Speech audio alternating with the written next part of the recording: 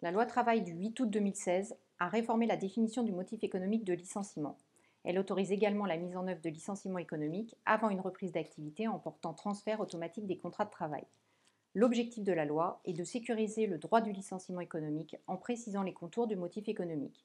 Elle cherche aussi à favoriser la reprise de sites en fermeture sans imposer au repreneur de reprendre l'intégralité de l'effectif. 4 motifs sont désormais prévus par le Code du travail. Jusqu'à présent, le motif économique de licenciement devait être justifié par soit des difficultés économiques, soit des mutations technologiques. La loi ajoute désormais 2 motifs supplémentaires issus de la jurisprudence.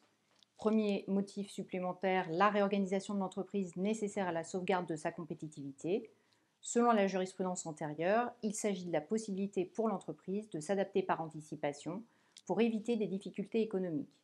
Il faut donc démontrer que la santé économique et financière de l'entreprise est menacée et qu'elle risque de connaître des difficultés économiques certaines si elle ne se réorganise pas.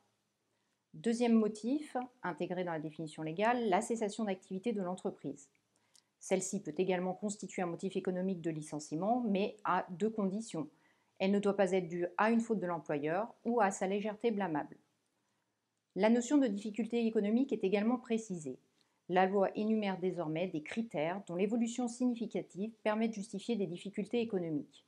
Le licenciement économique peut donc être justifié par une baisse des commandes ou du chiffre d'affaires, des pertes d'exploitation ou encore une dégradation de trésorerie ou de l'excédent brut d'exploitation.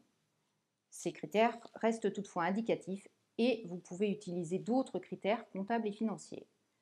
Le critère de la baisse des commandes ou du chiffre d'affaires doit être constaté sur une durée qui varie en fonction de la taille de l'entreprise.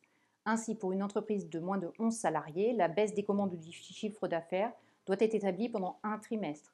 Pour une entreprise de 11 à 49 salariés, au cours de 2 trimestres. Pour une entreprise de 50 salariés à moins de 300 salariés, 3 trimestres consécutifs.